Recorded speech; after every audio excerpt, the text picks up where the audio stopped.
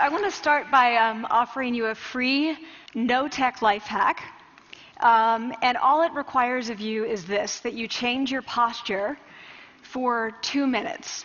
But before I give it away, I want to ask you to right now do a little audit of your body and what you're doing with your body. So how many of you are sort of making yourselves smaller? Maybe you're hunching, crossing your legs, maybe wrapping your ankles. Sometimes we hold on to our arms like this. Sometimes we spread out. I see you. So I want you to pay attention to what you're doing right now. We're going to come back to that in a few minutes, and I'm hoping that if you sort of learn to tweak this a little bit, it could significantly change the way your life unfolds. So we're really fascinated with body language, and we're particularly interested in other people's body language. You know, we're interested in, like, you know, an awkward interaction or a smile or a contemptuous glance or maybe a very awkward wink or maybe even something like a handshake. Here they are arriving at number 10 and look at this lucky policeman gets to shake hands with the President of the United States. Oh, and here comes the Prime Minister of it. No.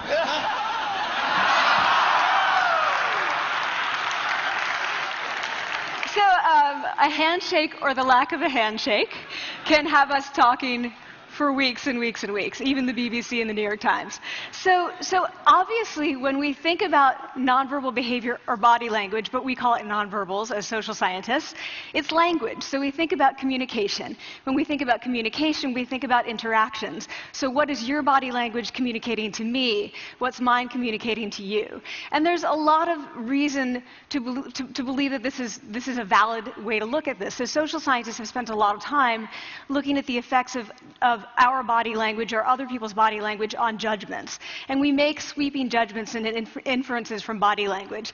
And those judgments can predict really meaningful life outcomes like who we hire or promote, who we ask out on a date.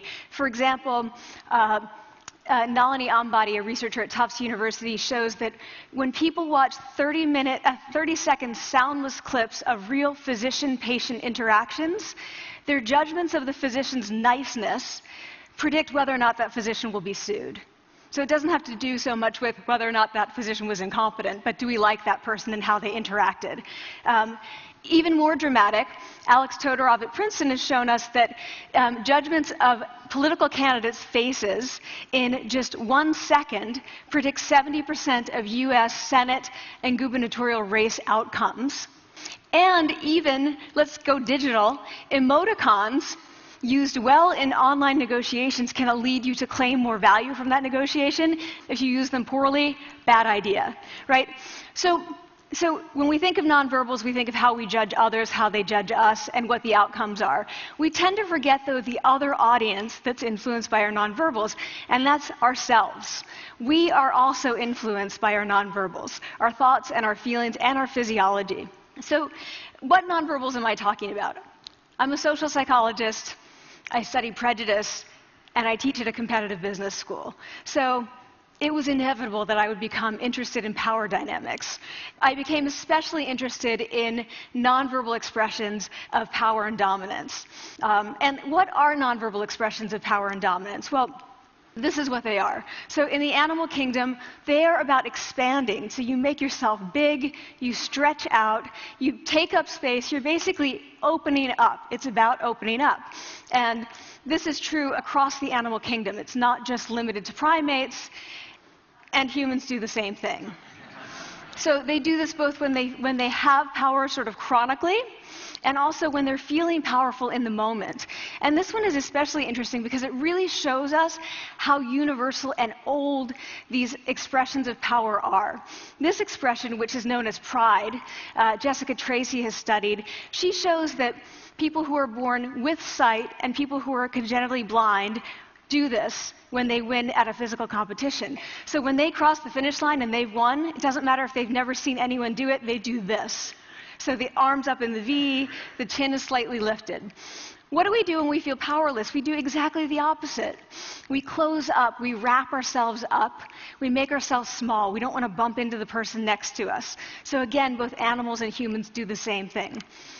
And this is what happens when you put together high and low power. So what we tend to do when it comes to power is that we complement the other's nonverbals. So if someone's being really powerful with us, we tend to make ourselves smaller. We don't mirror them, we do the opposite of them.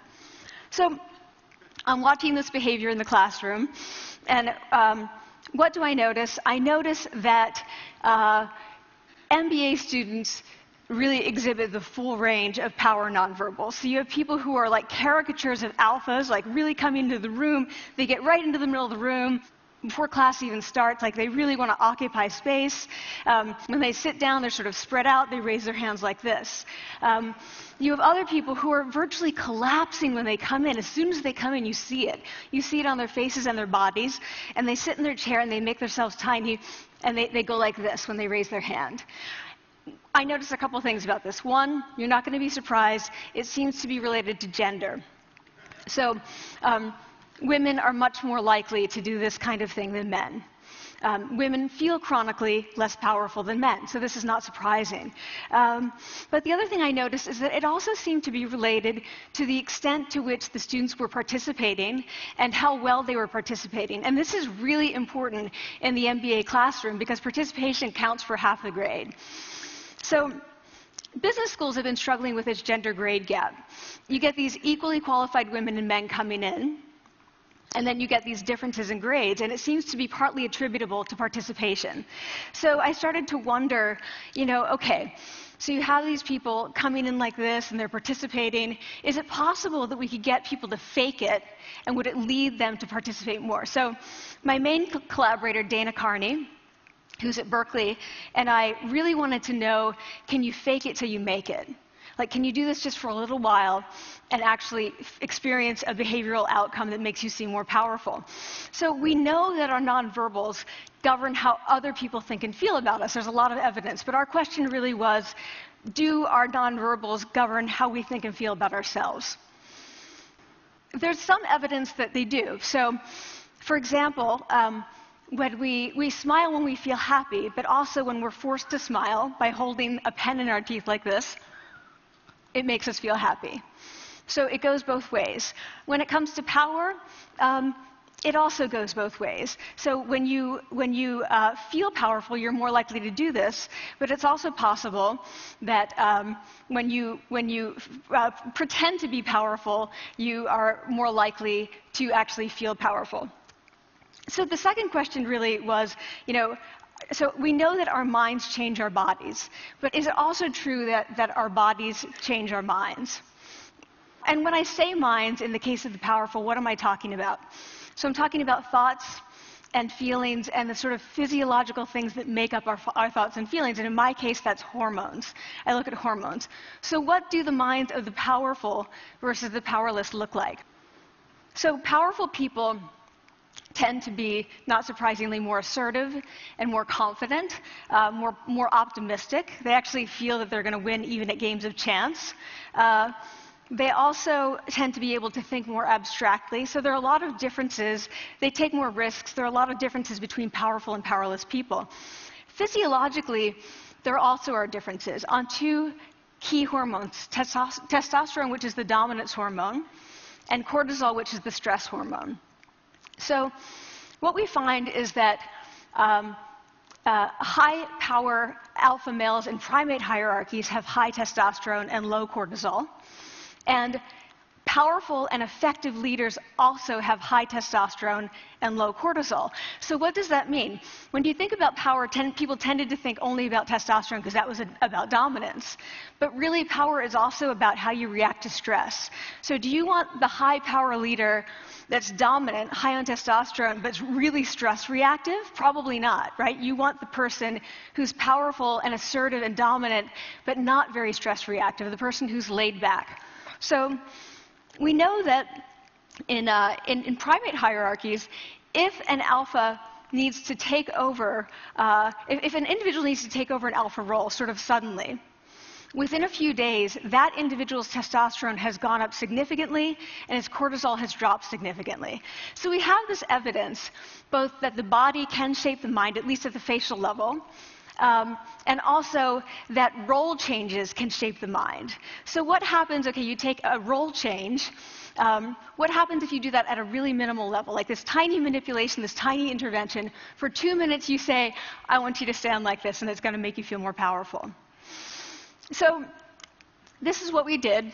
We decided to bring people into the lab and run a little experiment. And these people adopted for 2 minutes either high power poses or low power poses. And I'm just going to show you 5 of the poses, although they took on only 2. So here's one, a couple more. This one has been dubbed the Wonder Woman by the media. Here are a couple more. So you can be standing or you can be sitting. And here are the low power poses. So you're folding up, you're making yourself small. This one is very low power. When you're touching your neck, you're really kind of protecting yourself. So this is what happens. They come in, they spit into a vial. We, for 2 minutes, say, you need to do this or this. They don't look at pictures of the poses. We don't want to prime them with the concept of power. We want them to be feeling power, right? So 2 minutes they do this. We then ask them, how powerful do you feel on a series of items? And then we give them an opportunity to gamble. And then we take another saliva sample. That's it. That's the whole experiment. So this is what we find. Risk tolerance, which is the gambling. What we find is that when you're in the high power pose condition, 86% of you will gamble. When you're in the low power pose condition, only 60%. And that's a pretty whopping significant difference. Here's what we find on testosterone. From their baseline when they come in, high power people experience about a 20% increase. And low-power people experience about a 10% decrease. So again, 2 minutes and you get these changes. Here's what you get on cortisol. High-power people experience about a 25% decrease, and the low-power people experience about a 15% increase. So 2 minutes lead to these hormonal changes that configure your brain to basically be either assertive, confident, and comfortable, or really stress reactive, and feeling sort of shut down. And we've all had that feeling, right? So it seems that our nonverbals do govern how we think and feel about ourselves. So it's not just others, but it's also ourselves. Also, our bodies change our minds. But the next question, of course, is, can power posing for a few minutes really change your life in meaningful ways? So this is in the lab, it's this little task, it's just a couple of minutes. Where can you actually apply this, which we cared about, of course.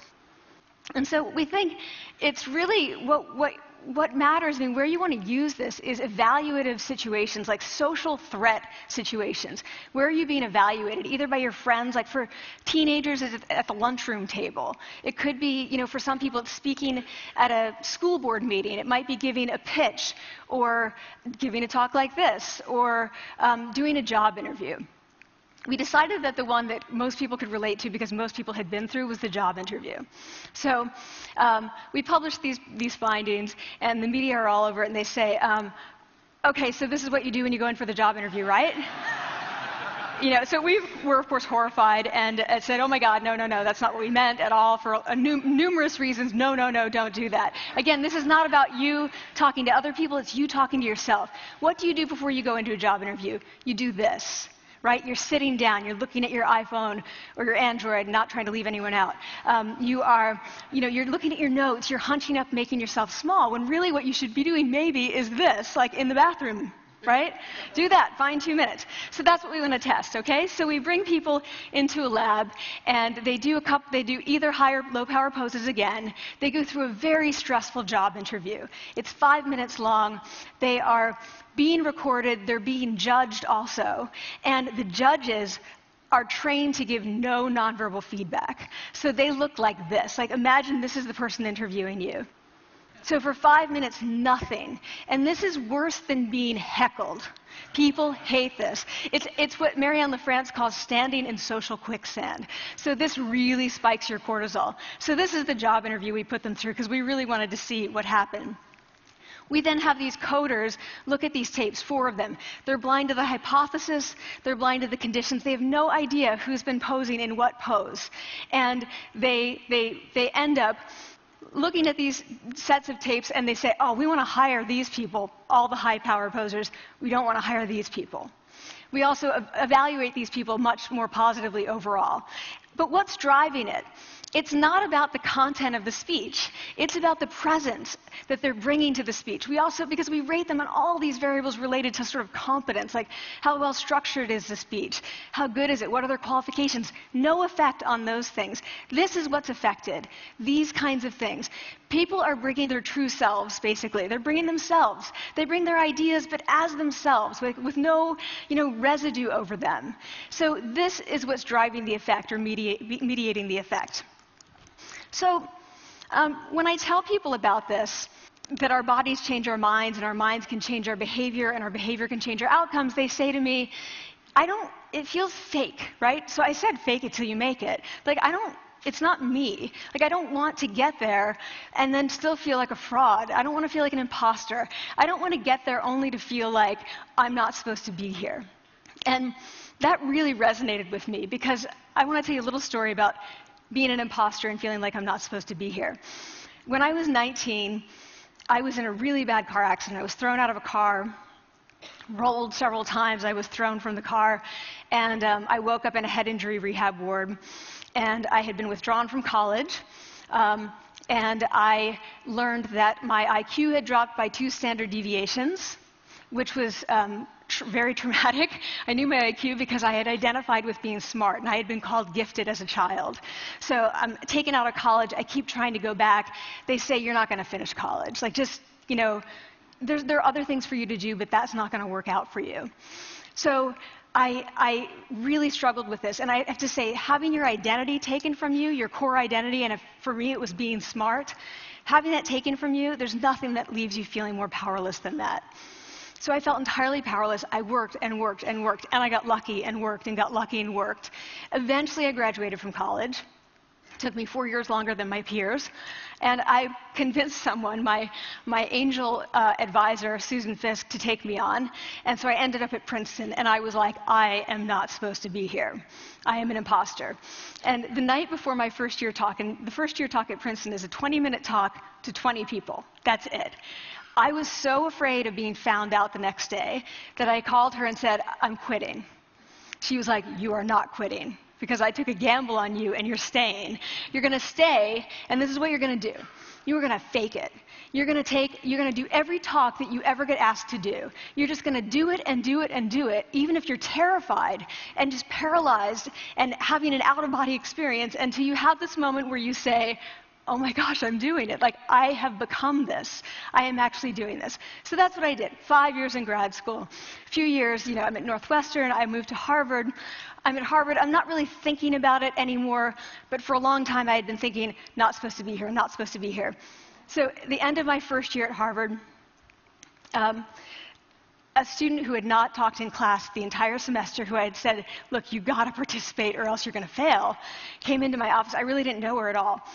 And she came in totally defeated, and she said, I'm not supposed to be here.